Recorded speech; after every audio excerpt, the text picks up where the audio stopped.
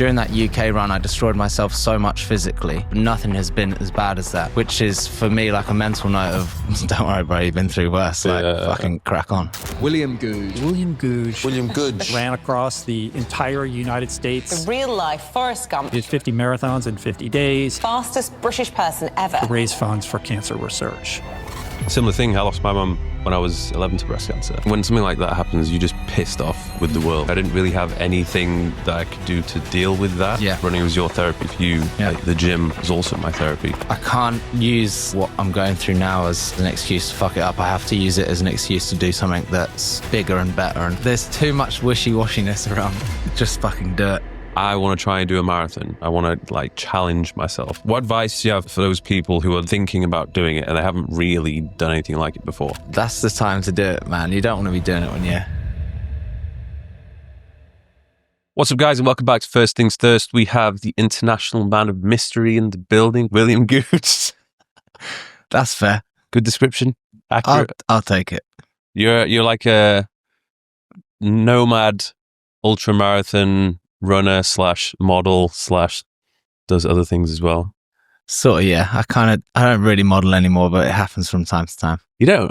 No. I thought you were hanging out with Mr. Armani the other day. I was, but that was just, I was invited to hang out with the geezer. He was nice, actually. How does that happen? Okay, I used to do modeling, and then I was never that into it. I never did it that much. It was just a thing, and it was okay for a while. And then, yeah, now if I get booked for something, it's more about my story and who I am rather than you're 6'2", skinhead, and look a certain way. So, yeah, it's few and far between now. It's more like working with brands rather than for them. It's a weird world.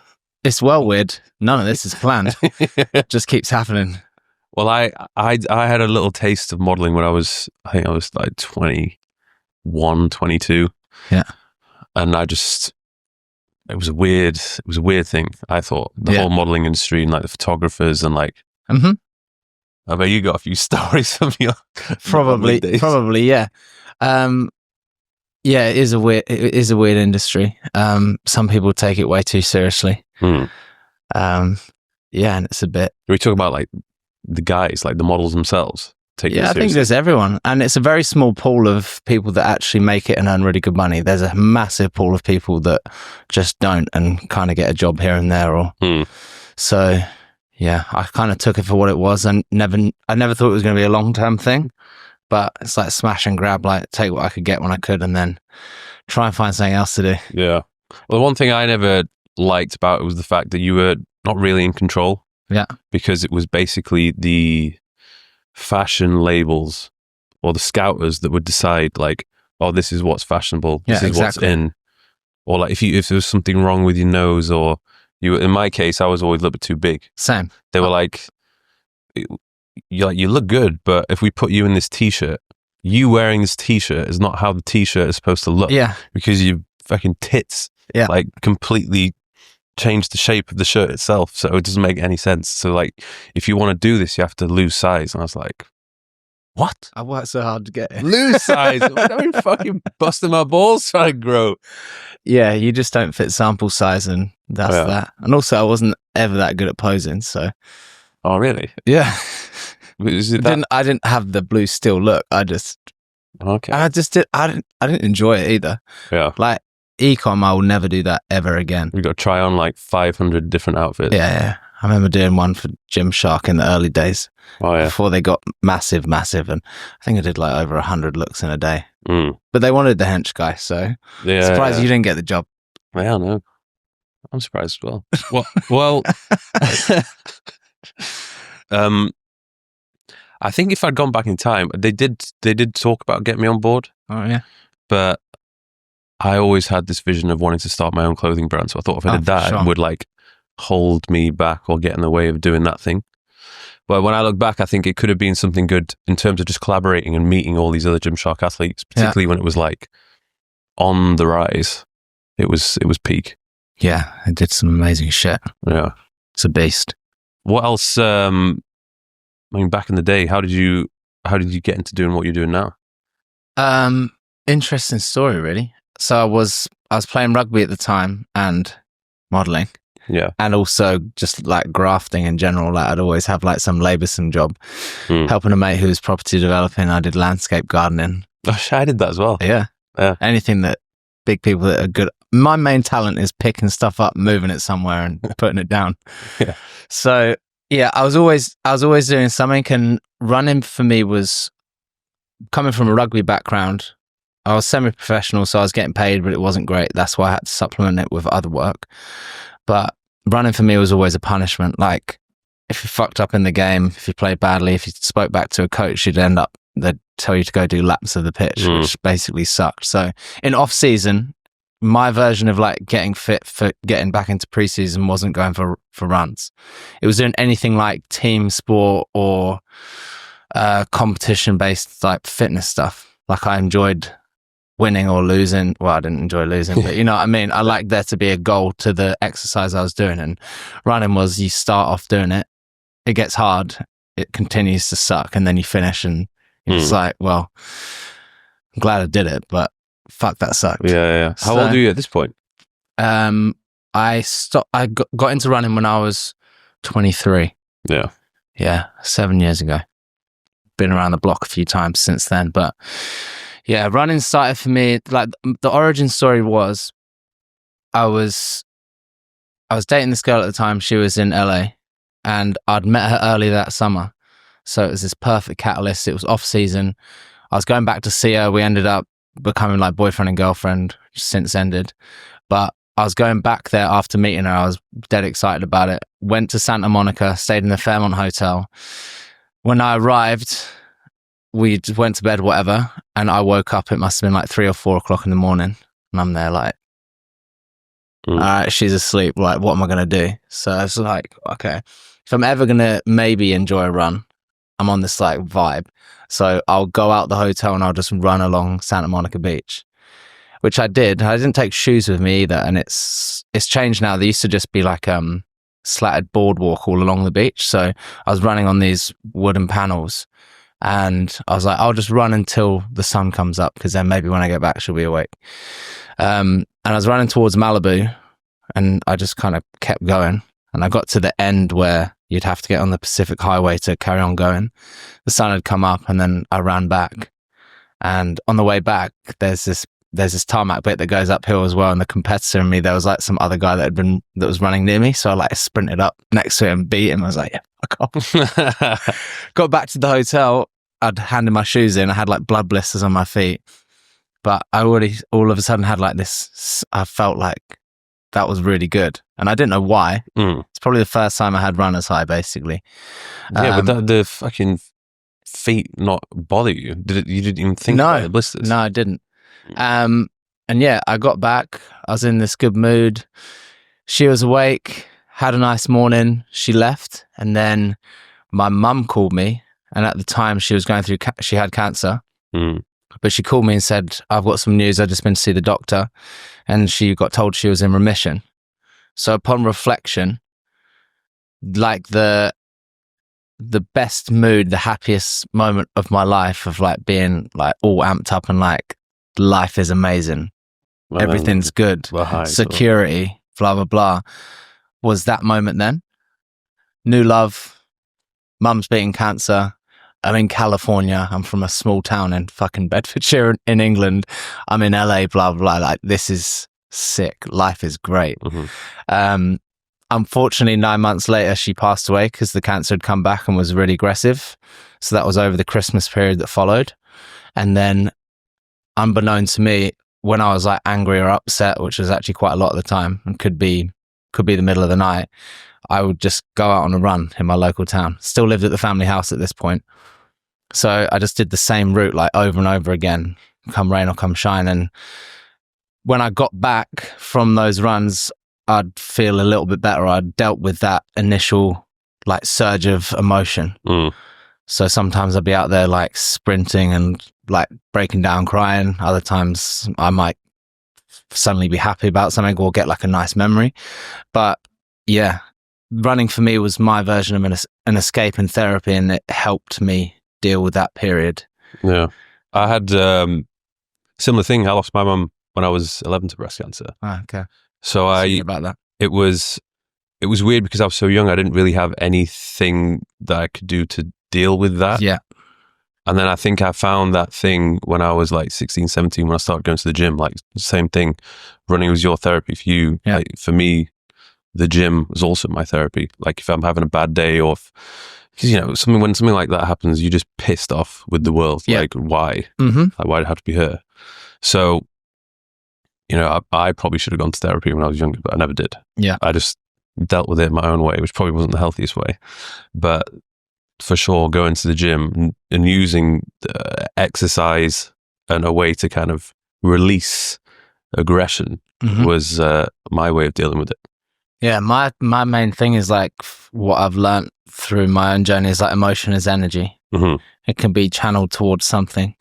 Sometimes you don't have control of where that goes. Like, sure, I've been a fuck up and I sometimes do it still. Yeah. But like in that period, it could go one of two ways, right? It could go like, I've got this white flag I can wave, and anything I do, everyone's going to be like, well, you just lost your mum. Like, we understand, it's okay. Mm-hmm. But I was like, I can't use her memory or what I'm going through now as an excuse to fuck it up. I have to use it as an excuse to do something that's bigger and better. And I didn't really know what that was. I was just running and it felt good. Mm. And then I obviously ramped it up a bit. Yeah, because it can be very easy if someone does lose a loved one or family member to go down the wrong path. Yeah. And, you know, get addicted to drugs or alcohol. I think I never really knew if, because of the way the British culture was, especially back in the day, like I used to drink a lot. Yeah. But then so did all of my friends. And I don't know if, regardless of what happened, whether I would have still drank the amount that I drank. Because I was like drinking to the point where you kind of like black out and not remember anything. And I feel like that was partly due to the fact that I just wanted to you want to numb yourself. Yeah. Yeah, you want to almost stop remembering what is reality, I guess. Yeah. It's heavy shit. Yeah. But after that, I imagine you start to take the running seriously. Yeah, the first thing, and I guess the catalyst for why I do what I do now, was the Christmas day after she passed away. Was not looking forward to it whatsoever. The happiest moments all of a sudden become like one you're not looking forward to at all. Birthdays, Mother's Day, obviously, Christmas. And Christmas revolved around my mum. Wrapping presents, doing the tree. Like, I'd go help her buy it and like put it up. She'd be decorating it. Cooking the Christmas lunch, etc. So I was not looking forward to Christmas whatsoever. I was like, how the fuck do I get out of this without raising any concerns that I was as unhappy as I was. What have you got? Other siblings? One older brother, yeah. He was doing his thing. He didn't start running. he was doing his thing. And yeah, on the Christmas day after she passed, I decided that I'd run my first marathon. I'd done like a half, but I never really knew how far I was going out to run. I just kind of went and did it. Yeah, what is a marathon? Like, technically? 26.2 miles. Okay. And in kilometers? 42.2. Might even be 26.1. Shows how much I know about running. Done a few. I'm going to double check. It's 26.1. No, it's 26.2 because 13.1 is a half. What length is a marathon? 26.2 miles, 42.195 kilometers. There you go. I've just got off of a flight overnight. Yeah. London, so. By the way, guys, respect to Will, because he's done a red-eye flight from London. Probably tell. Probably had absolutely shocking sleep, and he's just rocked up with all his luggage to do this podcast. Correct. So respect that. It could have very easily been like, you know what? I need to go and have a little nap before we do anything. No. I'm well versed in doing shit when I'm not peaking. Yeah. In fact, I excel when I'm not peaking. So yeah, Christmas Day marathon, made a route up around of like starting from the family house and then going to places around that made sense. Like, she worked at the hospital. She was a nurse, not at the time she passed away, but she also had a treatment there. Macmillan Cancer Support, who helped her through a treatment as well, have a base there. And then like the first house she was born in, which was, I think she lived in a pub actually with her mum and dad, and then back to the local town. And serendipitously, it kind of worked out to be a marathon anyway. And And in doing that, I raised nearly £20,000 for Macmillan Cancer Support. I had all my like friends and family there. Excuse me. And what was like almost like a negative expression for me of like trying to avoid Christmas, etc., became something that had a really positive impact on something external to myself.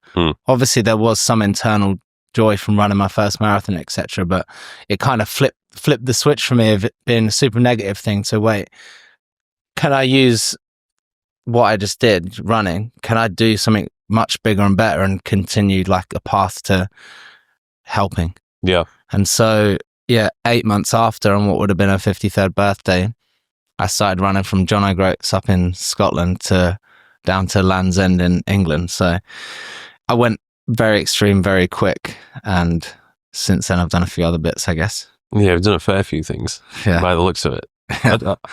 I wonder how much of this endurance running is more of a mental thing versus a physical thing. It's probably 90% mental, 10% fitness. Because obviously people can be put together and their genetics makes them more suitable for endurance-based activities. For sure. But that alone is not enough. No, it's so mental because it's always going to get to a point when it even in a marathon, even in a half marathon, if you're pushing, there's always a crux point where you're either going to... For me, it was halfway through a 5K the other day. On Kite Beach. No, this is the one. This is the one where I did it with George Heaton and Hugh Mantra. Okay. This was a year ago, just over a year ago. We did it on Kite Beach, and because their squad of people in the running club, they're all fucking good runners. Yeah. So George invited me along. It was like 6 a.m. start. I was like, all right, yeah. We start off, obviously, I'm trying to keep up with everybody. Yeah. Bear in mind, I haven't done any sort of 5K. You're feeling mint. Yeah, you're feeling great. You're like, hey, it's just like, hey, I know why everyone's doing this now. It's like amazing. The view's good.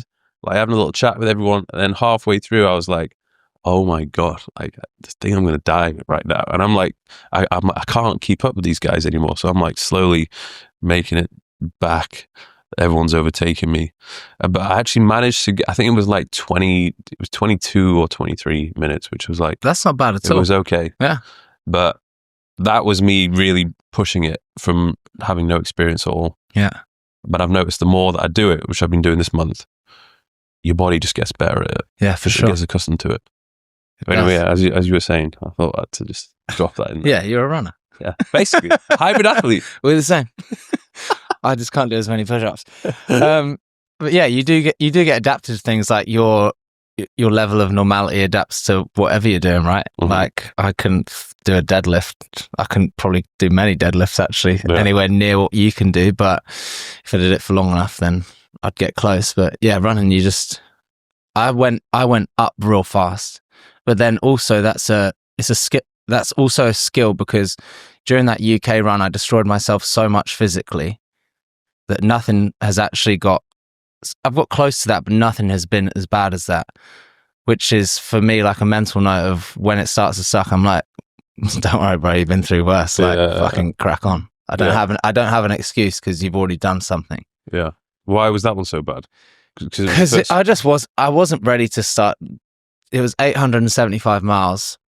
I think I started out trying to do it in 14 days, which is ridiculous. I can't remember what average that had been. It was 60 something miles. Anyway, I ended up doing it in 16 days, which is 55 miles average a day. So 2 marathons and a 5K, basically. And yeah, I just totally destroyed myself physically. Also for the first, I think it was 8 or 9 days. My genius mind saw my mum's codeine pills that said may cause drowsiness. And I was like, I should probably take those. Which is, whilst you're running or on the... Whilst I'm running, yeah. I'd just taken the maximum, I think was 8 pills a day. So I was doing all that. This is like to numb the pain a bit. Yeah, because I didn't want to numb myself from the experience is what I ended up doing for a large chunk of it. You don't remember anything. Yeah, no, I do remember some bits, like key points, but I was just like, I was naive. Mm. And also so was the team around me because they were just giving them to me like willy-nilly, but it was my fault because I was in charge. So if I said I wanted something, they'd do it. Mm-hmm. But it was was an interesting experience to be a crackhead for a few days. Yeah. And I was pure zombie mode, but it was also a really good learning for me because I was taking them naively, as I said, and my thing was, it says may cause drowsiness from the outside. I'm going to be tired anyway, and I'm in so much pain that I think it's going to help. But I was going more and more into like glazed look, small pupils. I wasn't sleeping at night. I didn't sleep properly for the first like 7 days. And in the build up as a prerequisite, after I did that first marathon on Christmas Day, I did 2 ultra marathons. One was 60 miles, one was 63. And I did 2 other marathons, but I'd never ran the day after doing any of those things. Yeah. And then I was trying to do 2 marathons a day, every day for a period of time. So the combination of not being prepared and taking these pills for a while meant that I went through some wild times. Wasn't sleeping at night. I was dreaming whilst I was awake, like having night terrors and stuff. And when the team would come in and wake me up or just, nudge me in the morning, I'd either feel like I did a good job or a bad job, which doesn't make any sense because I was in the back of a van, stationary. But ironically, my girlfriend at the time, the one from LA, she messaged the team one day and she was like, "Is Will taking painkillers?" These bitches know, don't they? Is Will taking painkillers? And it almost like immediately clicked with them of like, they were like, "No." And they were like, "We probably shouldn't have done that." And then it was my older brother's job to tell me that I couldn't take them anymore. Yeah. And also... How does she know? How do they know? I don't know. They just know. But I started off, I think I did like a 60-mile day, and then it went down to like 45, and then it was like 38. And then it went back up a bit, but I was totally destroyed. Could barely move, let alone run. Isn't it mad when you're like, I imagine you're halfway through something like this, and you're like, I've committed to this, so I have to do it now. Yeah, you're stuck, but also it's a cool thing to be in because my learning from that and what I've taken forward into other shit is, it's like my version of prison. The only way I can get out of this prison is by finishing. Yeah. So that's my time inside of suffering or whatever, and not having the usual things to do in a day, like maybe sit down. So yeah, you learn so much by going through tough times, whether it's losing someone or choosing to destroy yourself or locking into a training program for a certain amount of time. Like when you sacrifice things and you see the result at the end, it turns you into a savage. Yeah, it does, and you kind of you're like, hey, like, doing it again. What else can I take on? Yeah, I guess because I think a lot of people, they like the idea of doing something like this. Obviously, not as extreme, but like, hey, I want to try and do a marathon, or I want to do an ultra marathon. I want to like challenge myself. What advice do you have for those people who are thinking about doing it and they haven't really done anything like it before? Just fucking do it. Yeah, yeah. There's too much wishy-washiness around. There's too much, I think when people speak things, it's almost like they've done it already. Yeah. If I say I'm going to do this, like if I say I'm getting up early to train tomorrow, you've almost told your brain that you've done it already. Yeah. So you've given yourself the reward because you've seen or dreamt of yourself doing something. Yeah, so true. But nothing is better than action. And you just have to do it. When I did that first marathon, I think I decided a few weeks before. There was no training program. I never had a training program for basically anything I've done. I've made up everything along the way. I now actually have a coach for this next one because I'm going for a record. But you just have to lock something in, like book whatever event it is, make sure it's scary enough that it's close that you should give yourself some action. And if you don't do the training beforehand, still go and do the event. Yeah. Because you can make it through. If someone put a gun to your head and was like, if I was like, Mike, go and run a marathon right now, or put it to someone you love said, and I was like, go and run a marathon right now, you'd do it. So why do you need all these perfect things to happen, and the nutrition plan alongside the training plan and 12 to 16 weeks or whatever to do it? Ignore all that shit. If you can do it, great. Well done. But you have to do a little bit of practice before, right? Yeah. I mean, I did some runs before I did a marathon, but also to do a marathon distance, basically anyone can do it. I believe. Yeah. You might not run every step, but you can get a distance out. Yeah. You got 24 hours in a day. Most people that probably do their first marathon, maybe 5 hours, 6 hours. Mm-hmm. They might have trained for it, but give anyone 12 hours. Yeah. And you can walk a marathon. If you're walking 3 miles an hour, what's that into 26? I can't think because I've just got 7 hours. 7 hours would be 21 miles. Mm.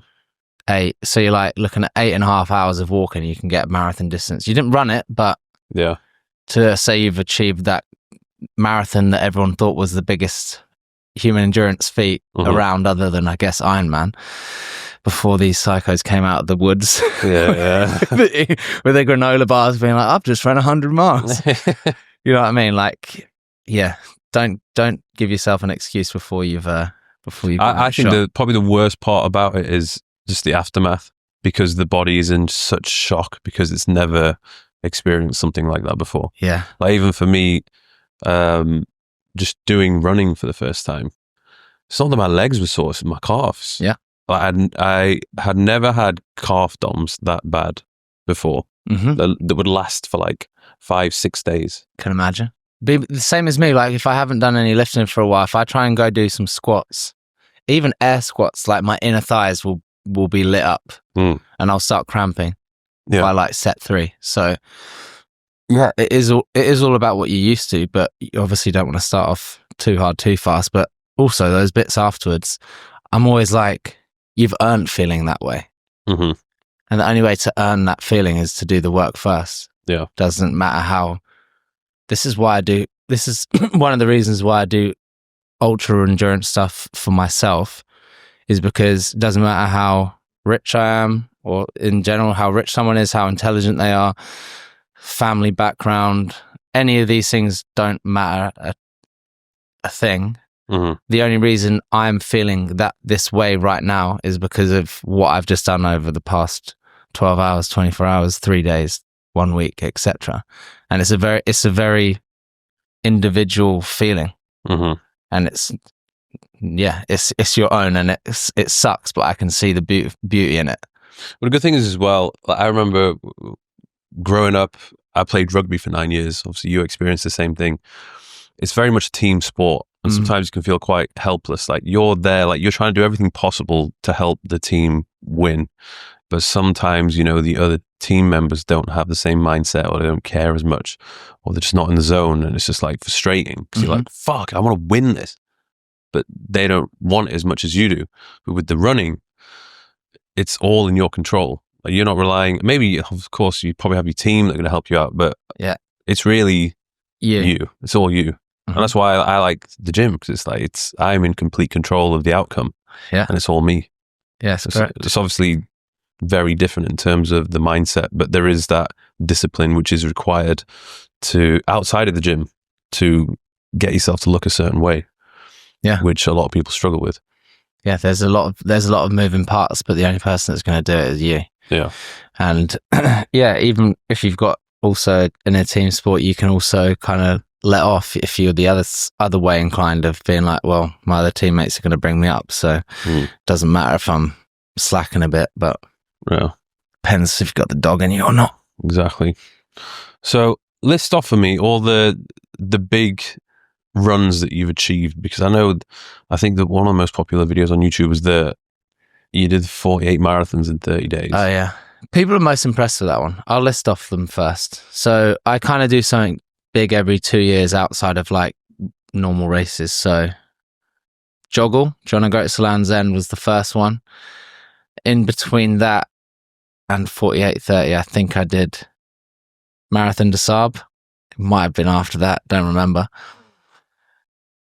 John O'Groats Land's End, Marathon des Sables, 48:30, the 48 marathons in 30 days. In America? Ran across the US, LA to New York. That's the longest one at 3,076 miles, I think it was. I've done Moab 240, which is the most recent big, and probably the biggest race I've done. 240 miles. Yeah, with a shitload of elevation. I think it was 23,000 feet or something. It was mad. How do you decide these things? The cool thing is, like, I'm not on the circuit. Like, I'm not a professional ultra runner. I am, but I'm not in that pool. I'm in the pool of just doing it for fun, making shit up that I want to do, which is a big blessing. And I do want to get into more of the race format stuff, like doing Moab and finishing 11th in like a big marquee race made me think, well, if I dedicate more time to this and do more races, like, could I podium one of these things? Could I go to UTMB and actually perform? I'm not going to win that race.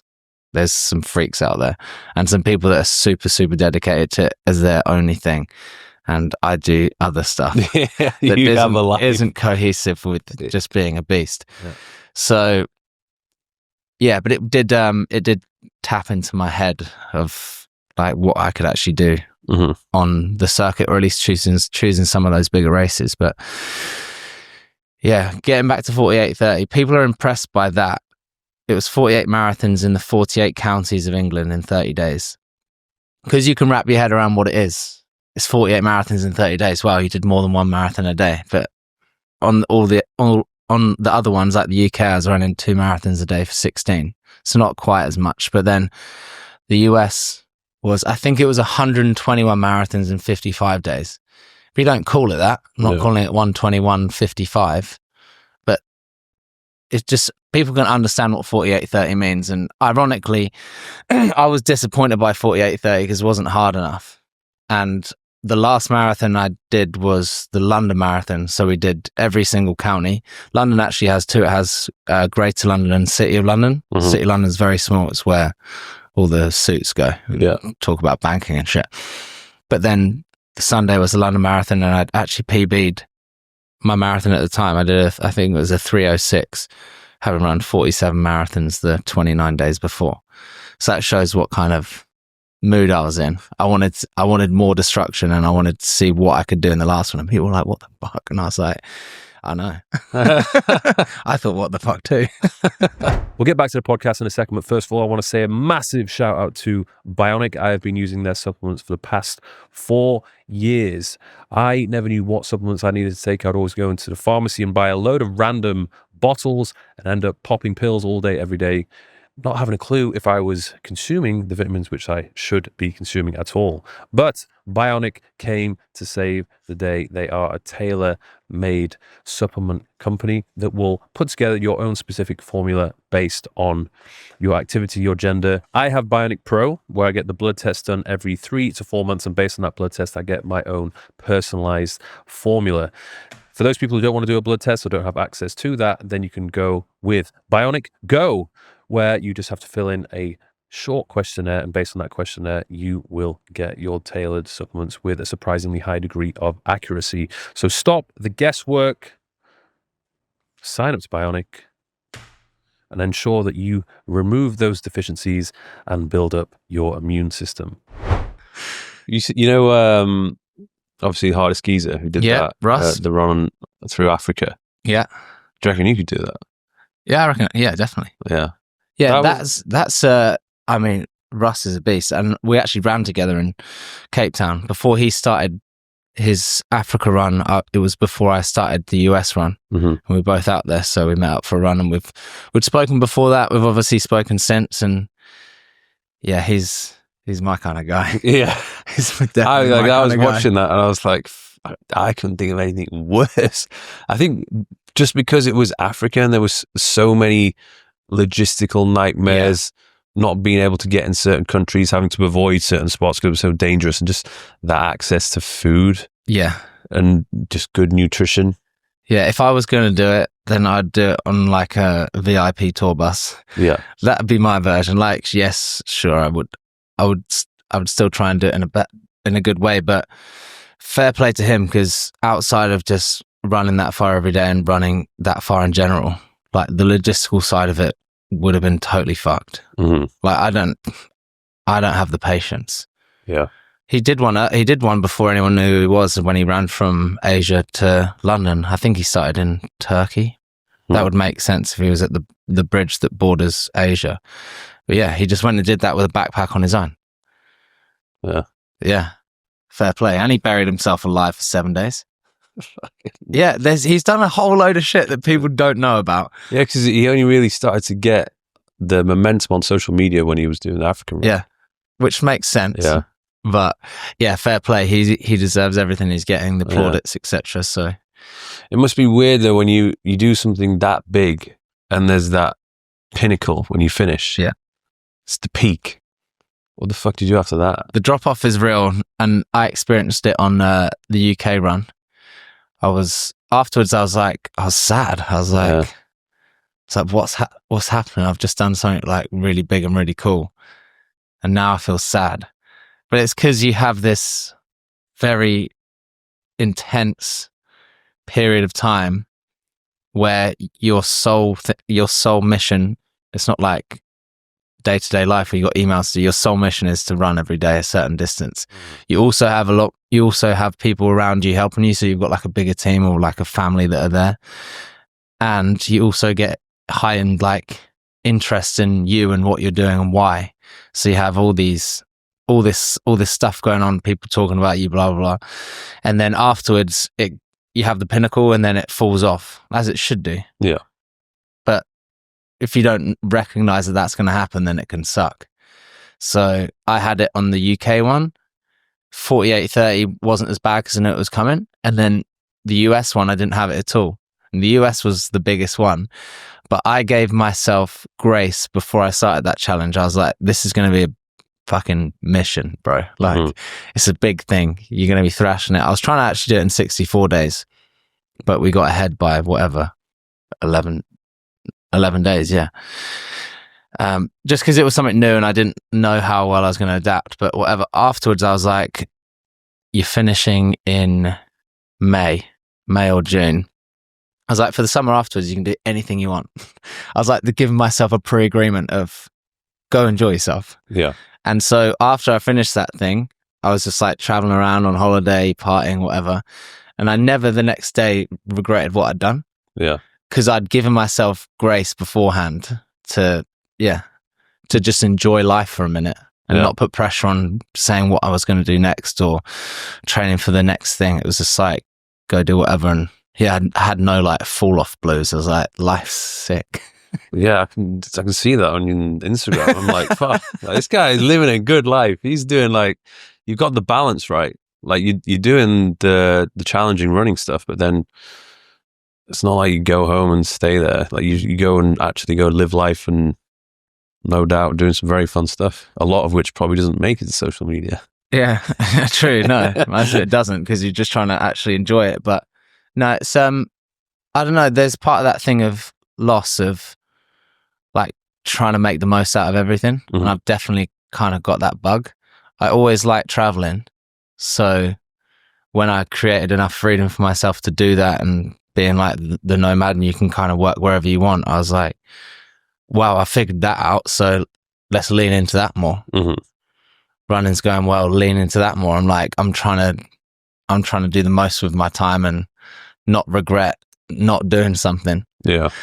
So do you get the chance to, when you're running in these different places, you get to see the places and really explore and experience it? Or is it something which, I mean, obviously when you're running, I guess visually you see it. Yeah. But then once the run is done, then you go and dive into a lot of the culture. time I'll stick around. Yeah. And yeah, before I was even running, like when I was 18, when I was a kid, I wanted to move to Australia. We went when I was 11, and even before we went, I was like, I just want to be like a surf kid on the beach. I want to be outside. I don't want to be in rainy England. Yeah. So I saved like 2 summers before. I was putting up marquees at my local pub. The guy had a business with, it was like everyone was a Polish guy other than me. And they were all adults, and I was 17. Well, actually, I started doing it when I was 16. No, this was in the UK. I was doing that, and I was also working at Hollister, which was an ironic combination. How you used to be a manager there? Sense. Did you? I was a manager in the Newcastle store. I was the assistant manager. Sick. Well, Yeah, so I didn't start off as the model. I just went straight to the manager position because I think you needed a degree to do that. Oh, really? So yeah, you did. Yeah. So I scraped a degree just. Yeah. And one of my friend's girlfriends, she recruited me when I was a club promoter, just working the doors. Yeah. And she was like, "Did you ever thought about working at Hollister?" I was like, "Why would I want to work there?" And she goes, "Oh, but there's actually like a good position for graduates. Yeah. I was like, oh, that would be a hell of a lot better than what I'm doing right now, because I hated doing the club promoting stuff, because it was like horrible hours, the money was inconsistent, you just dealing with drunk people all day. So I just wanted like some form of stability. And it was a very good experience, at least for the first year, because you're working around people who are all young and pretty hot, which is like an added bonus. And then you just, you learn the basics of kind of running. Obviously, it's a massive business, but you don't have much freedom of changing anything. It's like, here's the orders. Do what from the big need. boss. Do what you need to do. Yeah, this is how you say, hey, what's up at the door? Welcome to the pier. Welcome to the pier. I remember the worst one. I do remember the worst one. Hey, did you know our jeans could win you the perfect ride? Yeah. Something around buying some jeans and like winning a trip to California or some shit. And I was like, I don't have to say that, do I? Yeah, the thing is, you had to. Cause you'd have told me I did. My job was to make sure that the models were saying that. The ones that were working in Dudes One and Betty's One. Oh, fuck. Yeah, that was what it was called. Yeah. Oh, shit. Yeah, blast from the past. I thought I was like a pig in shit there. I was like, this is sick, other than getting like £5 an hour. Yeah. The store I was working at in Newcastle was the most robbed store in the world.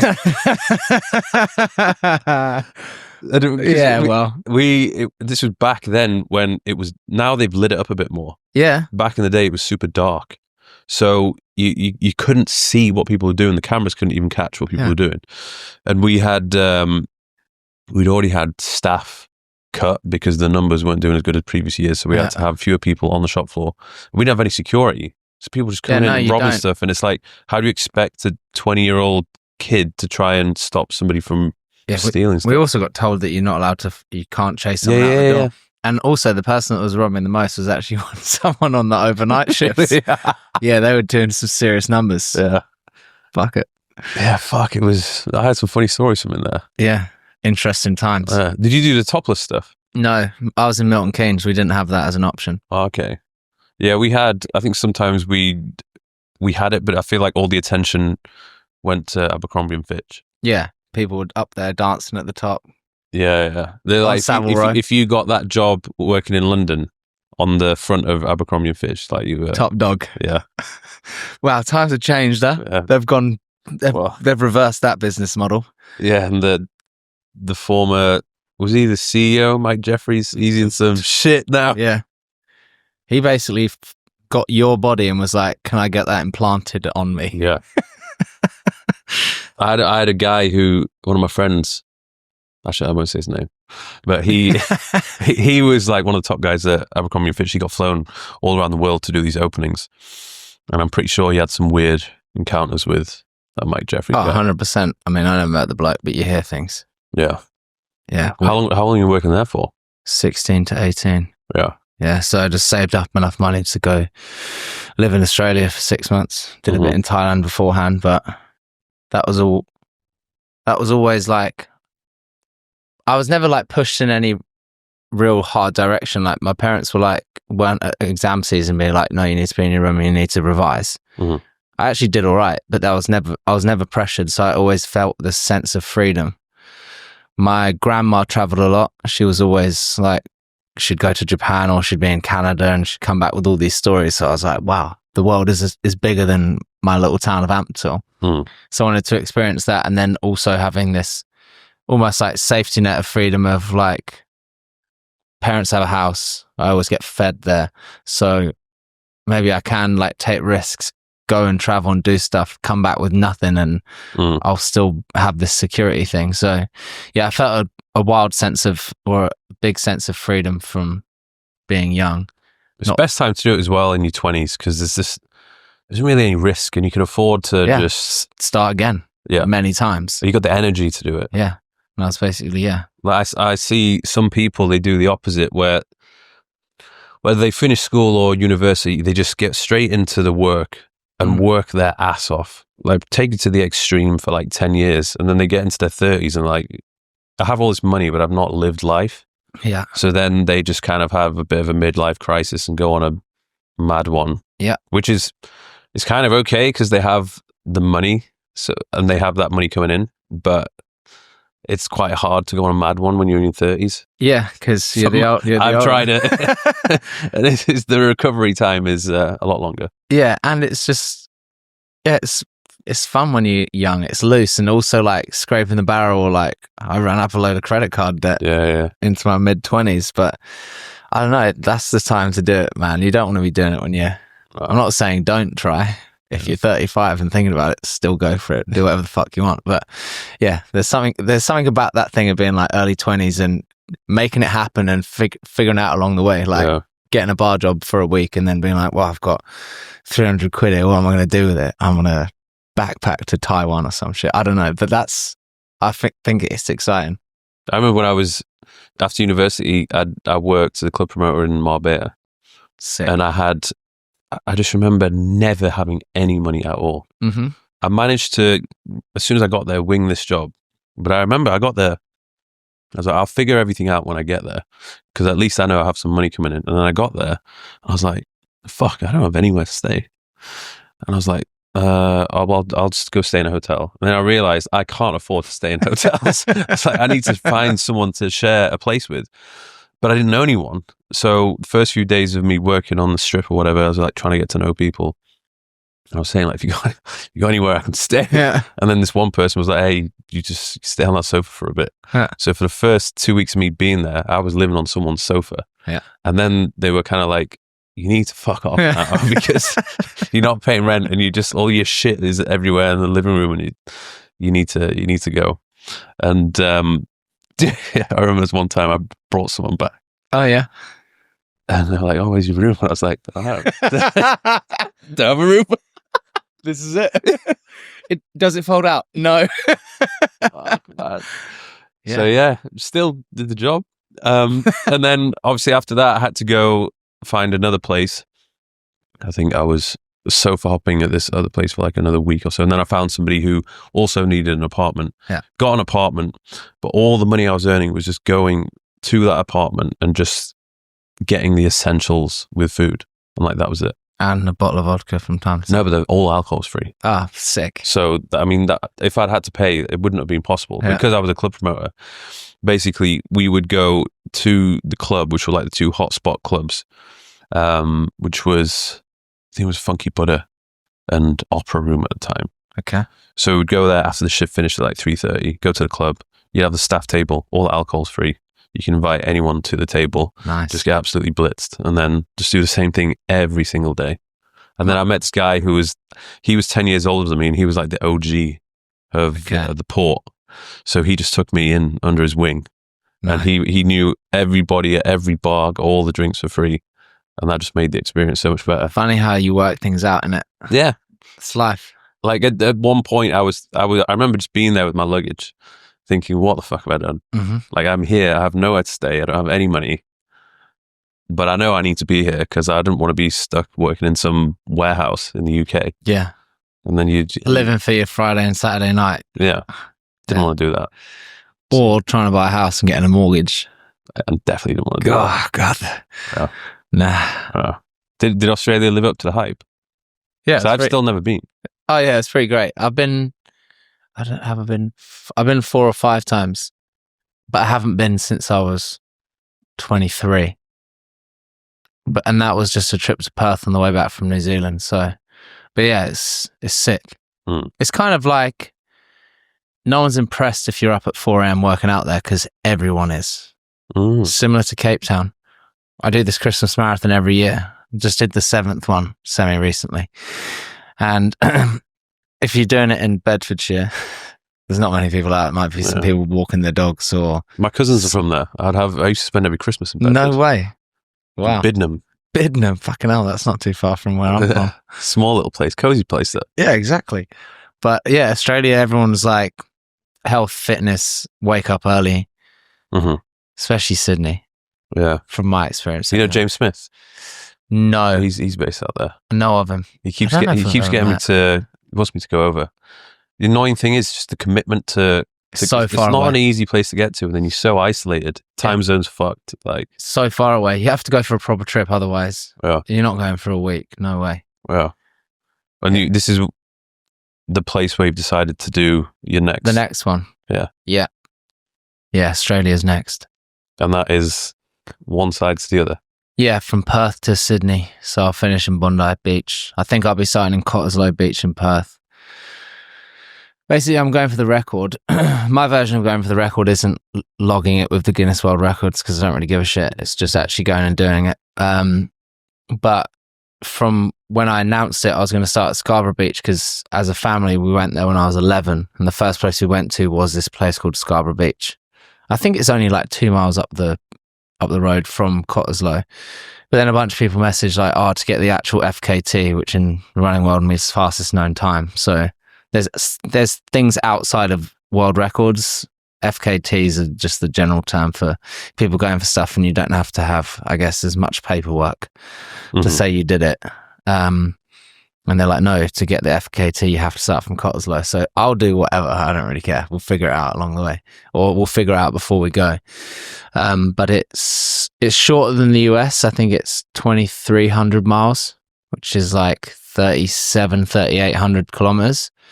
And the reason I'm going for that one is because I feel, firstly, it's the ease of somewhat knowing the area, being English speaking, basically people like you and me there. Makes it easy to navigate. I'm not doing Africa like Russ was and getting visas for 15 countries and trying to run through it.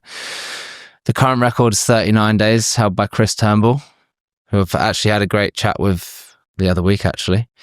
We had a FaceTime call and he ran through a lot of things. That's one cool thing about the ultra community of like helping each other out, whether it be in a race and you see someone keeled over at the side of the road and you go and offer them help, like a gel or food, or do you need me to like signal someone to come and help you? But yeah, it's a record I think I can get, and I don't want to beat it by like an hour a day on annihilating myself. Yeah. So I've gone for 35 days, which would be an average of 63, 64 miles a day, which is around 108 Ks. So ramping it up. I want to be the best at something for at least a period of time until some serious geezer goes and does it. But I wonder if he'd get pissed off if you broke his record. No, I don't think he would. I wouldn't get pissed off if someone beat mine. Yeah. I'd just be like, fair play. Yeah. Because, I think ultra's quite different, especially on those like massive multi-day things, because you know how much effort you have to put in. It's not like someone can beat it by getting lucky. You get beat because you got beat. Yeah. It's not like an MMA fight where anything could happen. Yeah. You're not Floyd Mayweather's an exception of never getting beaten, but you know what I mean? He could have got clocked at some point and his record of never being beaten gets annihilated then and there. Ultra's too long. You can get I could get injured along the way and not get the record, or I could fuck it up and still not get it. But when you get it, you deserve it. Yeah. For the most part. Well, no, you do. I can't imagine what that would feel like. I don't know if I want to know what that feels like. Nah, probably not. It's boring too. Yeah. You listen to music or not? A lot of the time, yeah. I listen to music through most of my life anyway. I love music a lot. Always music or music, audiobook or podcast? Music or nothing. I used to listen to podcasts and audiobooks, but then, I don't know, maybe the more seriously I started taking it, I didn't like a different narrative.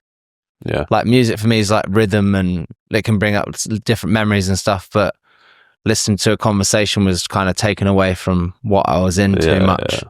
And then I'd also just get frustrated. What type of genres of music? Everything. Yeah. I'll put on shuffle. You'd have to mix it up a little bit. Quite a lot, yeah. Because I'm always listening to music in the gym and I'm like, fuck, even I get bored of my own playlist. Yeah, same. But I'll often just shuffle all music because I always get asked, they're like, send me a running playlist. I'm like, I don't have one. Yeah. I have an angry gym playlist. Yeah. Like most pros do. Yeah. And then outside of that, I've like curated stuff because I like it, but it's not specifically, most of my playlists are actually around cooking. Cooking, yeah. I just put I like cooking Italian food, so I have a cooking Italian playlist. Nice. There is no better feeling when you find a new song you've never heard of before, and it's a banger, and you're like doing the thing you like to do. Yeah. Like for me, if I'm driving around with the top down, the sun's out, and you hear the song, you're like, what the fuck is this? Or you're in the gym, like doing your favorite workout, when you hear it, Yeah. Best feeling ever. It's the best. And then you run it back and it's still as good. Yeah, You can't stop listening to this one Yeah. song. Yeah, music's I wish the I could best. go back and listen to everything fresh again. Wow. That would be sick. Yeah. You get asked, what would you want your superpower to be? It's not flying, it's not teleporting. I'd like to go back and erase all of my memory of music and listen to it again. That's hard, actually. Yeah. I'm into that. Yeah. What's your stats like on Whoop when you do these things? Ironically, how long have you been wearing it for? I actually first got it during lockdown. So was that 2019? 2020. 2020. So yeah, so 5 years. Oh shit, that might be a little bit longer than me. Yeah. I got it 2021. Yeah, I got it when pretty sure when lockdown started. Ironically, pretty good. When I do stuff like Moab, because that's so extreme and I'm not sleeping, how many hours did I actually sleep? I think I did about 4 hours, 4 or 5 hours over 240 miles. And I think my total time was maybe 83 hours. So obviously there, you might start at 90, 100, whatever. It quickly goes down to 2. Recovery. Yeah, 2%, because you didn't sleep, or you slept for 30 minutes on the side of a trail and got up and carried on. So that's too intense. But on the US one, I remember maybe you can bring it up. They did a report of it afterwards, and I think it was something like 75% of the time I was in the green. How the hell did you do that? I was sleeping enough. Sleep's number one, as you probably know. Well, like a day strain, would it be like 19.9? Yeah, I was nearly at, the max is 20.4. My average day strain was 20.3 or 20.2. Yeah. But I'd nap for an hour or an hour-ish every single day in the middle of the day. And then I was always getting 7 to 9 hours at night. Yeah, I bet your body was like... chaos. Ironically, when you first start doing these things, like even after my first marathon, I couldn't sleep very well. Because you put your body in a state of shock. When I did the UK run, I was in a state of shock all the time, fight or flight mode. So even though you're really tired, your body can't switch off and you're in so much pain, it's keeping you awake. So that's a hard thing about doing this. But like anything, it's a learnt skill. So once you keep doing it more, the DOMs are less aggressive and crazy, and your body's also like, I'm doing this again. That's what I get. That's why I'm doing the Japan one before Australia, because you always have a period of like getting used to it. But like muscle memory, my body after a few days is like, oh shit, we're here. Okay, sick. We know what we're doing. Yeah. Japan will be class. Yeah, really good. I've never been there. It's been my number one destination to visit for, over a decade. And back in the day when Mum was alive, the only reason I wanted to be successful or still want to is like there's things you can do for the people you love. And I was always like, I'm gonna save or earn enough money so I can take her to Japan to see the cherry blossom. Yeah. I'm not gonna be there for the cherry blossom, but yeah, that's why this journey will be a special one. And that is from where to where? Osaka to Tokyo. Yeah. It's 500 Ks basically on the dot. And I'm just gonna mimic the distances I'm gonna be doing in Australia. So 108 K a day or thereabouts. So basically 5 days of living the life that I like to live, and then see Tokyo for a bit, and then get back to Cape Town. I'll be there for like another 3 weeks, and I'll be out in Perth gearing up, ready to go. Is Cape Town the home, or it's just? It's my base for like 6 months. Yeah, I moved mid-November, and then I've got it until April, which is when I start. Why Cape Town? It's the first place outside of the little town of Ampthill that feels like home. Okay. It was the last place we went to on a family holiday, so that's probably got ties to it, like my mum being there. And it's just like perfect conditions wise. Cape Town's actually very small, but you have ocean, beaches, obviously, residential, cafes, bars, mountain, another residential bit, mountain, vineyards. Yeah. You can get to the closest vineyard. I don't know why I'm talking about vineyards. I like vineyards. They do look good. They're really good. You can get to the closest one in like 20 minutes. But the amount you can do in a day there, from paragliding off of a mountain to cycling along the Atlantic seaboard, running. Food quality is really good. People there are really nice, like super welcoming. And coming from rugby background, I don't know if you played with any South Africans, but they were arseholes, actually.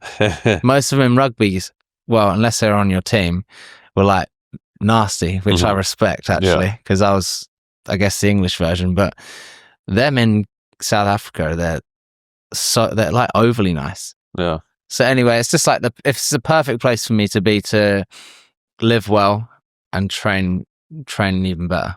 It's still a place I've always wanted to go to. It looks stunning. You should definitely go. And it's like especially this time of the year in the winter, or I guess it would be their summer. Yeah, it is. Weather's perfect. Yeah, it's the only thing gets a bit windy, and it's the Atlantic Ocean, so it's the sea's actually cold. But other than that, it's mint. I love it. Should be on the tourism board, because I've been going every year for, I think, 6 years for like a month or two, and this year was the one where I was like, I need a base to train for. Yeah. Where should I do it? And I was like, Cape Town's the obvious option. Is it a safe place? Yeah. Well, it is, and it's not. Like, it's like anywhere.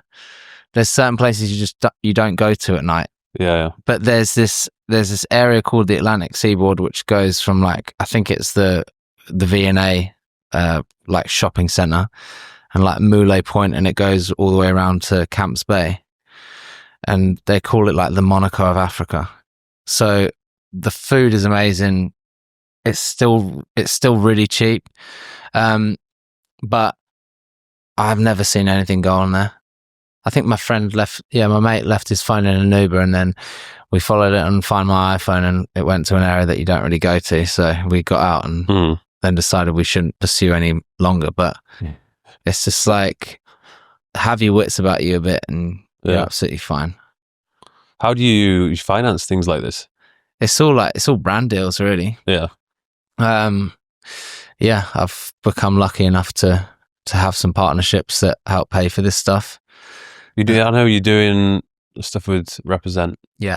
Have you got your own line with them, or was it? Yeah, we did a line for the America run, and then we did one recently for the Moab run, and then I'll be with them this year, and with Vury as well. They're based out of San Diego. They're another athletic clothing brand, and it's quite cool having those two as non-competes as well, because it gives me some freedom to wear more, I would say, quote unquote, like your normal stuff. Like Vury's very unbranded for the most part, and then having the freedom to do stuff with Represent, do a Moab collection, put holes in stuff, do really cool design work. So that's a nice balance. And with Whoop, I've been, I guess, 3 or 4 years now. Yeah. And I was wearing it before I got that contract. And then you're like the perfect candidate in a way, because you've got like the look, the height, the face, personality. The quality of the content is good as well. It's getting better. Yeah. Yeah, I feel very lucky that I can do all this stuff. I'm sure you've obviously started your own companies and whatnot, and that's something on my mind. And I invest now because I've actually got some fucking freedom of finances to actually do that. So that's been an interesting thing the past couple of years. Any success stories or well, the biggest success recently is selling Nvidia last Thursday before it tanked hard. I sold all of it. So you fucking wiped. Yeah, it did wipe. So why did you decide to sell last week? Well, I didn't actually know anything about this, whatever it was. What's the Chinese one that's come out? Soonest? Geek or something. Yeah. Geeks. Let me look. Well, because obviously Trump's just come in. DeepSeek. There you go. Trump's just come in, and there was always going to be a lot of movement. And I don't know. I just sold a bunch of stuff. I was like, I'm up on all these things. So I was just like, I'm gonna clean slate it. I'm gonna take it out and just see what happens for a minute. Fortunately for me, like, Jesus, I bet a lot of people have lost. You should make a course on trading. Here's my perfect pitch. Do you want to be an influencer and make money on the stock market? Follow my plan. Yeah, shit. Online coach. Let's go. Nah, people would read through my bullshit too quickly. Yeah. Yeah. But it's good though to be in a position when you can do a lot of different things. Yeah, and I was, as I kind of hinted loosely earlier, I was in like 20, I think I had 25, 30 grand on credit cards when I was 26. Mm. And I slowly paid that off till like I was 28. I'm 30 now. So the ironic thing is, I said I'm a maximizer, right? So everyone has seen my life, or not everyone, sorry, people have seen my life since Instagram kind of begun. But from being 21, 22 and splitting my time between London, LA, New York, everyone's always been like, wow, you're doing so well. You're doing amazing. How do you do this? And it's one of those things like you've been on Marbella, you figure it out. And I was always maximizing, but for a large period of time, I had imposter syndrome because people assumed I was doing really well, but I wasn't. Yeah. So I'd be like, I don't know how to interact with this conversation because you're telling me how great I am and I'm doing really well and you're jealous of my life, but I don't actually have the things you think I do. Yeah.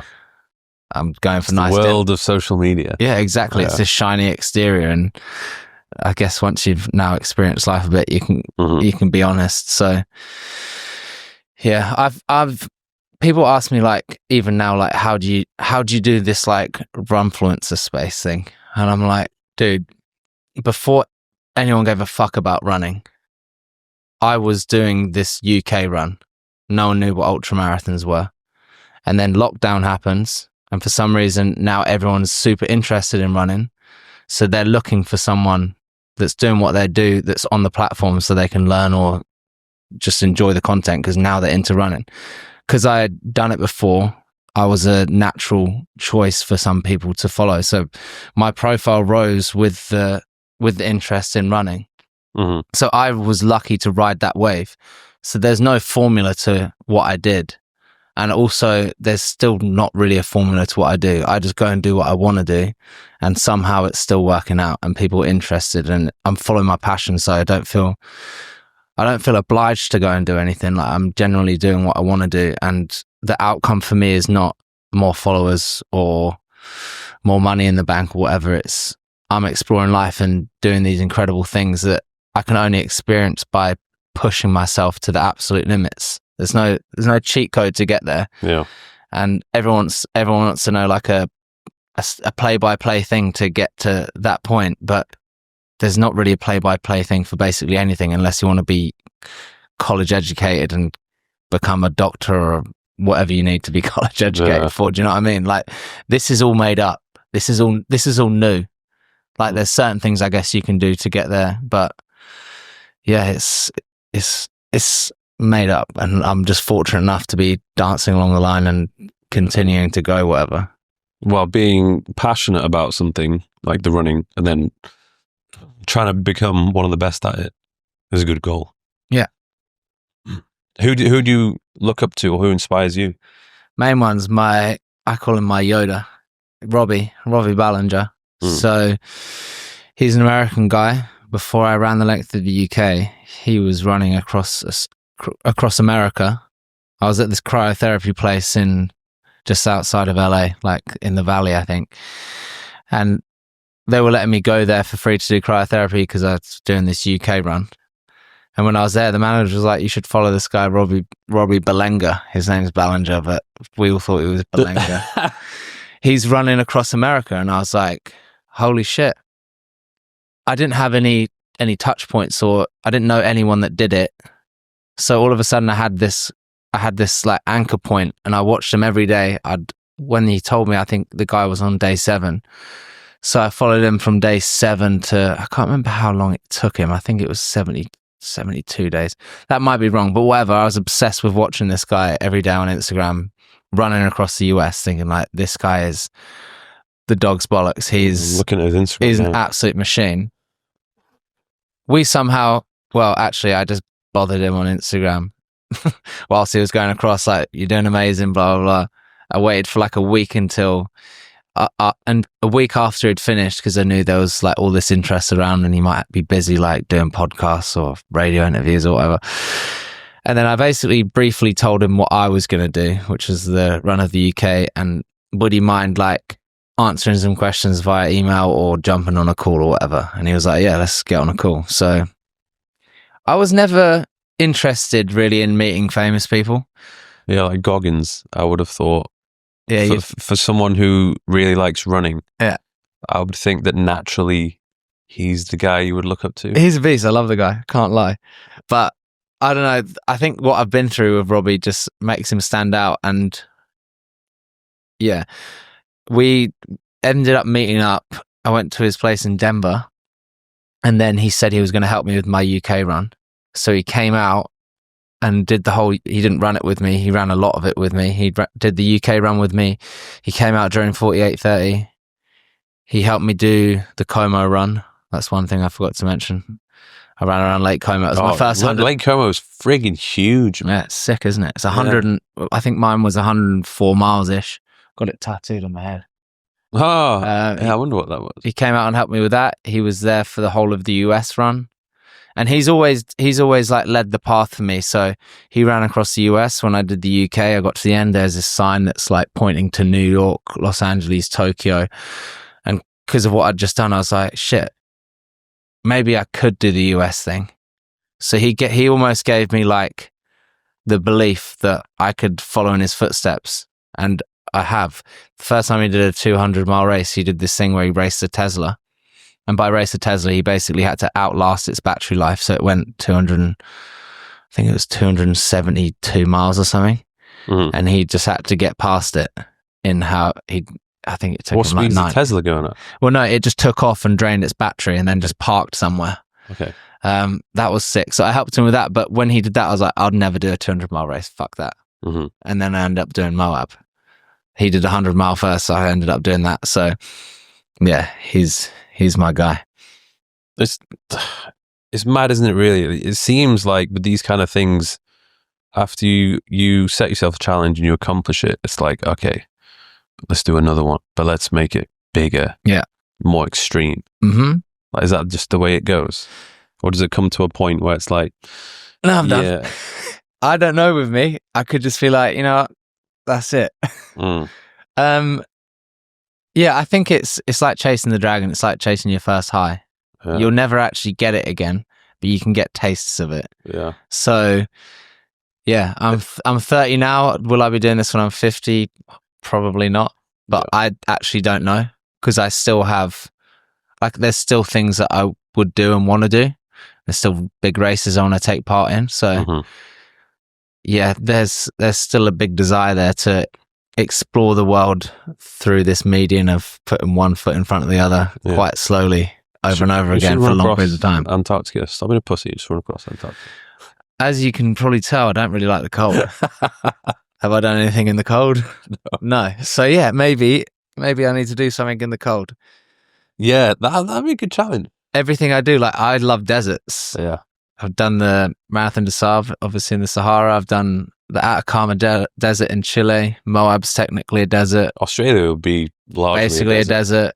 I ran through the Mojave quite a lot for some reason. That's on the way across America, and also that TSP races there, the Speed Project. What month did you do Abu Dhabi? When was that? That was around this time, I think. Oh, okay. I didn't actually make it to Abu Dhabi because I didn't get sign off from the powers that be. So I ended up just running, 82 miles out that way. What do you mean they didn't let you? Well, there was a way of doing it. Basically, we were talking to some tourism board or something where you needed to get it sanctioned. And was this on the Dubai side or the Abu Dhabi side? I think it was Abu Dhabi. Because I was trying to end it at the F1 track and do a lap to finish. That'd be sick, yeah. Oh God, I bet there was so much red tape and yeah, there was. So it ended up not happening. I did it kind of on a whim. So then I was like, fuck it, I'll just go on a really long run. Yeah, and I got bored after, I think it was 83 miles. I'm like, I'm done. I hate that sometimes when you have to get all these permissions just to film something. Yeah. And we weren't even really filming it. I was using the porn. I call it a porn cam. It's a handy cam. It was one of the first things we got. Could definitely sit up somewhere, but was that give off retro vibes? Yeah. Or was it 4K quality? Nah, it's 4K, but I don't know. It was just the first one I got because I saw someone else using it. Yeah.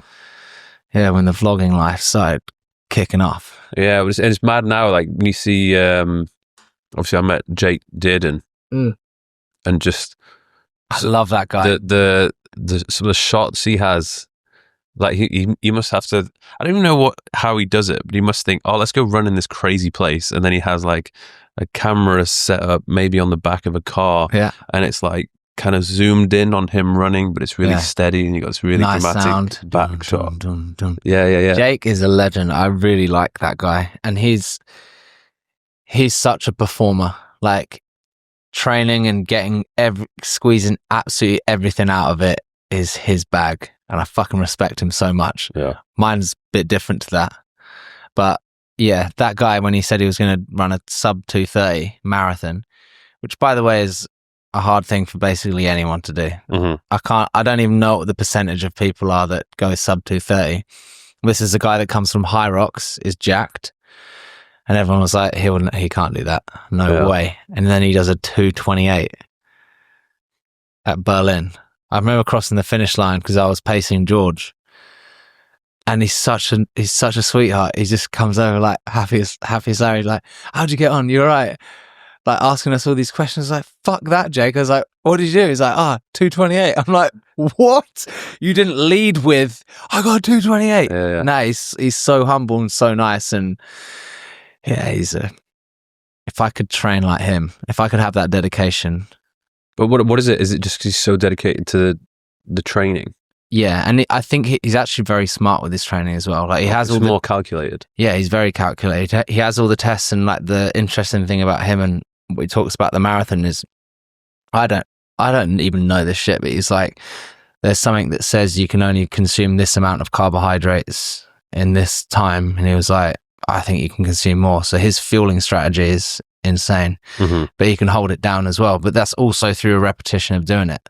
Like a lot of people will turn up to a marathon having not tried gels before, and then they try them and their stomach's all over the gaff. It's natural. It's not like a peanut butter sandwich. It's multi-dextrose fucking whatever else. But yeah, he's calculated and trains like a savage every single day of the year, and it pays dividends. But yeah, I don't know anyone quite like that. Because you're treating it more of like a little bit more casual, and you want to enjoy it. Whereas he's like, this is, I want to be the best. Yeah, exactly. Be. Yeah. And I've shifted for the Australia run to be more like that. But then I've just come off of a flight from London, which I spent one night there. Before that, I was in Paris for a week for Fashion Week. And then it was Milan before that. So I was there for 4 days. And then before that, I was in London for, I think, 4 days. So what are you doing at the Fashion Week if you're not modeling? You're just going to shows and presentations and be like, that. I've never done a Fashion Week, but it like seems to be the place to be for a lot of celebrities and models. Yeah, it is. And the parties. There's a lot of parties as well. People take it a bit too seriously. There's one, just like when you're there's like this real aura of like self-importance and climbing some kind of ladder to be seen somewhere, or everyone wants to get into this pie, or everyone wants to get into this show. It's like that. I went to Cannes Film Festival. Oh, yeah. It reminded me of that. Yeah. Everyone's just trying to... You get like... There's two types of people. You get the people who are there obsessed with celebrities and are there just like filming everything. Yeah. And then you get the celebrities themselves. Half of them aren't even celebrities, but they think they're celebrities. Yeah. They think they're so important. Yeah, it's mad. And they want to show everyone like, I am here. Yeah, it's what it is. I am somebody. That's exactly what it is. It's exactly what it is. And I is just that you basically? Oh yeah, I'm so important. So important. No, I find it like a little bit, I don't know, it's a little bit awkward. Like I'm like some things I'll go to, I'm going to see stuff because I want to, but I don't like the parade around it. Like even with the Armani show was amazing, and I was there with the team. I got dressed, like that kind of shit is crazy, and I know it is, and it's sick. And the thing is, like afterwards they did the post of like the very important guests or whatever, and it's like, I'm friends with Rocco Ritchie, is the son of Madonna and Guy Ritchie, and then it's one of the actors from that was the Menendez brothers. Oh yeah. And then I can't remember who else, but it's this lineup of like actual people. And then it's me, and I'm like, well, like the imposter thing of like, what the fuck am I doing here? Why is the oversized runner here? But also like in the after bit, so we'd watch the show, it was amazing, and I've always loved fashion, so I'm actually wanting to be there. I love going to shows. But in the after bit, it's like there's PR and there's like agents, and it's your time to have the photo of Giorgio. And it's like people are like pushing to get past and stuff, and I'm just like holding back. I'm like, if I'm supposed to have a picture with this guy because if someone has pulled me through from the team, then I'll do it. But there's just like this jostling thing of like trying to really try, and I'm just like, I can't do it. I can't bend the knee to be cringe enough to be like, oh no, it's my time, it's my photo. I'm just like, if someone tells me to do it, I'll gracefully go and do it. And like meeting a legend in the game who I think he's 91. Like, I find it really cool, but I'm not going to be the one trying to beg my way in. Or and then someone grabbed you and was like, "Hey, yeah." So that was nice of them to do it, and I guess I was supposed to. I didn't really know what the deal was at the time, but yeah. I mean, the networking opportunity of those things. That's the thing that would interest me the most. Yeah, because you're just put in a room full of people who are somebody. They've done something. Yeah. And you can just chat to them. Yeah, and they're probably pretty interested in what you do. They're like, "Hey, what do you do?" And you're like, "I just fucking do these really long runs." Yeah, people are like, "What do you do?" I'm like, "I run really far." Like, I don't know how to package this for you. Yeah. I haven't come up with like a elevator pitch of what I do yet. I'm just like, I run really far. They're like, How do you actually introduce yourself? If someone's like, "Oh, what do you do?" Yeah, I literally laugh and say I run really far. Okay, yeah. And they're like how far? And then I don't know if I want to go down the rabbit hole too much. I'm like, I do ultra marathons if I want a quick exit. But then sometimes I come with like talking about running, and you're like, yeah, and it's the same thing over and over again for me, which I'm not bored of my own story, but you know, when you go around and say the same shit to 15 different people, it gets boring. And there's often the same reaction, but yeah, most people are surprised, which does make sense. Yeah. But yeah, it's an interesting world, and I fluctuate between two very opposing things. Like, I will be in Moab asleep on the side of a trail, and then I'll be at the Armani show in Milan. Like, what the fuck? How? It's good life. It's cool, and I feel very blessed that that's how it's kind of ending up and what's going on. But yeah, what is the dream? The dream to have my own farm in Tuscany and live off the land. Yeah, olive grove, make my own wine. Well, I wouldn't make my own wine, but have a team of people that are working the grapes, and have pigs, chickens, ducks, loads of dogs. Loads of kids and grandkids running around, probably smoking cigarettes, drinking wine, having like leathery skin. Yeah. It's aggressively tanned. Yeah, exactly. Like I love cooking, and I love the romance behind like growing things. Like I always had a garden as a kid. Well, my parents did, whatever. And mum would like grow vegetables and shit, and we'd had chickens, and I'd go down the end and grab them out fresh and then start cooking stuff. So yeah, the romance of like making your own stuff or growing your own stuff and then cooking it that's my version of it. I see myself having a spot somewhere in the Mediterranean. Yeah, exactly. Like big family, animals around. Yeah. Dogs, cats. Yeah, I'm not quite near to the sea. Needs to be definitely. Near the sea. Yeah, somewhere where it's sunny a lot. Yeah, I'm not scared. I'm not actually scared of aging. Yeah, not at all. Like, I see some of the coolest people in the world, to me anyway, are old people. Like De Niro. Yeah. The older he gets, the cooler he gets. Didn't he just have a kid as well recently? There you go. So, there you fucking go. Still working. Yeah, but like also there's that guy that did the rounds on social media, the old Italian guy that's got tutto passo tattooed across his stomach. Okay. Who's he? I haven't heard of him. He's some old guy, and he's quite famous in his town.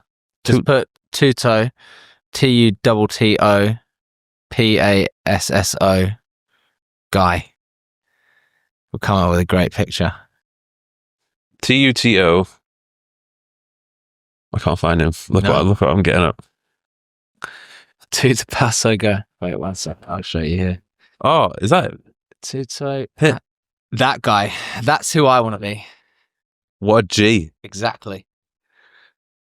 I love it when you go to these places in, especially Spain. You see like these old guys just sitting around a cafe. They've got their cañas at like 10, 11 in the morning. Yeah. Just watching the people go by, talking about God knows what. Yeah. Just a very simple, chilled life. Yeah. It's like almost a polar opposite to kind of what we're doing now. Yeah. That's what I want to get back to. Mm. And there was, I think, did you hear of the prophecy that Chris Williams? I remember Chris Williamson saying it about the Mexican fisherman. I'm gonna absolutely butcher this, by the way. Okay. But this American guy from Wall Street goes on holiday to, let's say he goes to Baja. He's in Mexico, or whatever. And there's this Mexican fisherman there. He sees him go out every day, kind of just watches him, is intrigued by the guy. Goes out in the morning, comes back with a few fish, and then kind of disappears. And then he sees him again in the evening with his family, eating one of the fish he's caught. He goes up to him as a very business-minded guy, and he's like, "Sir, I've been watching you for a few days. You go out for a few hours in the morning, you come back, you disappear, and then I see you with your family at night eating one of the fish." He's like, why don't you sell all the fish? In fact, why don't you start earlier, fish all day, and then go and sell your fish to the local thing, and then you can expand business. Like, you'll get enough money to buy another boat, you can hire someone else, and then that can expand to having a fleet of ships, and then you can fish in other towns and other areas in the world, and then you can be like John West Tuna and be on Wall Street and be worth like 100 million. And then think of the freedom you'd have when you decide to call it quits and you sell out and you get 100 million.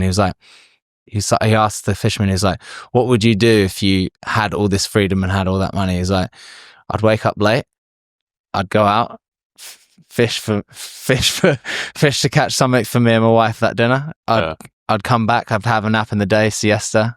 And then it's the thing of the simple life is almost so beautiful from what we're trying to attain. And there's this middle part of life where we think we have to acquire, work our asses to the bone, leave it all out there just to get the simple life that you always kind of wanted anyway. It's weird because I do a similar thing over the summer months. Obviously, I leave here because it's too so, and I just float around Europe to wherever I want to go. And especially if I spend a lot of time in Spain, I just kind of absorb the Spanish mindset. Where I chill out. I try and keep up with this productive rhythm which I have here, but it's just a completely different environment. And with each day, I just notice myself becoming less productive, and caring less, and just doing the things which I actually care about the most. Wake up late, go somewhere, have a coffee outside by myself, sit alone for an hour, just watch people, and go to the gym, and then go to the beach, hang around some people that I want to hang around with, and just be in nature. And it's fucking, I love it. It's simple. Obviously, but also people. And I notice when I'm in those places, I sleep so well. I'm at just peace. I'm not anxious about anything. I'll get like 10 hours some nights, 11. But it's interesting. I'm not saying like get away from like the hustle of trying to make shit, but also don't hold so much stress and worry about doing all this shit, because if you think about what really makes you happy, it's actually more simple than you think. And people are like, well, it's easy for you to say because you're successful, whatever, you could go and do that. But if you're from a Western country, the UK, America, Australia, whatever, even France, Italy, you're doing better than most of the world, right? You can even go, how cheap is barley? You can find your spot. It doesn't have to cost you an arm and a leg. In fact, it probably is not going to cost you a lot at all. But are you going to be happy there? Or are you going to be happy complaining about how you have a 9 to 5 and you're working too hard and you're stressed all the time and you've got a mortgage and all this other stuff that we get channeled into telling us this is what you do in life? You go university, whatever, you get a job, you buy a house, you get a mortgage, you're paying that off for the next 25 to 30 years, if not longer. You have kids, you then have to support them, do their lives. And then before you know it, you've retired and you're like, now I want to go and live that life. And you probably can, but why can't you do that earlier or do it all along the way? I think I kind of dabbled in the materialistic world of buying things because it was like, especially here, it's like what people do. Yeah, I saw the car park downstairs. Yeah, and it's just like, for me at least, these things which you thought would bring you happiness, once you either buy them or experience them, end up being a bit of a letdown. Yeah. Anticlimax most of the time. Agreed. So I think as long as I still always like to travel nice. Like if I can travel business class, if I can stay in some nice places, it doesn't have to be the fanciest place ever, but like just a nice place. Yeah. And if I have a family, I can bring them along with me. I think I'll be pretty set with that. Same. Like I don't need to accumulate all this unnecessary stuff. And when you do, it just ties you down to one place too much. Yeah, agreed. Yeah. So yeah, you can get some cool shit. Like it's nice to have a nice watch, and as any young man kind of does, like thought of buying your fast Rolex, you're like, wow, this is sick to be able to do this. And it is a cool thing to be able to do. Like I was well excited when I got mine. I was like, wow, I've actually done something that's allowed me to do this. But it's just a thing. I don't have anything in my life that if I lost it right now, other than people, obviously, I have no physical possession that if I didn't have it now, I would be remotely bummed out after about 10 minutes. Because I just give myself that conversation of, does it really fucking matter? And it doesn't. Yeah. It's the best when you can go on these trips with like the most basic things. Like, especially when you go to places like Bali, all you need is like shorts, t-shirts and vests. Nobody cares about materialistic stuff. Right. Nobody cares really about like wearing fancy clothes. And I like being as naked as possible, to be honest. That's like that's why I like, especially Spain and Ibiza. Like I literally just walk around in shorts the whole time. Yeah. Nobody cares. I can go to the supermarket topless. People are like, how nature intended. Yeah. Just a little loincloth on. A leaf. Yeah. Ever since Adam ate the apple, we've leafed it up, haven't we? Yeah. Awesome, man. Sweet. I know you probably need to rest up, so I appreciate you coming on after that long red-eye flight. Where can people find you? I think everything's just William Goodge, my name. Yeah. It's a hard one to spell, but if you Google it, I'm sure you'll find it. Not Gooch. Goodge. Yeah. That was a fun one as a kid. Gooch. I'm like, well done, genius. So you've got a load of YouTube videos, and obviously Instagram's fascinating to watch the journey you're on. Yeah, we'll be doing a lot over the Japan and Australia trips, and there's just stuff in the build-up. So yeah, if you're interested, take a look. If you're not, thanks for listening anyway. Awesome, man. I'll be watching. Cheers. Cheers, boss.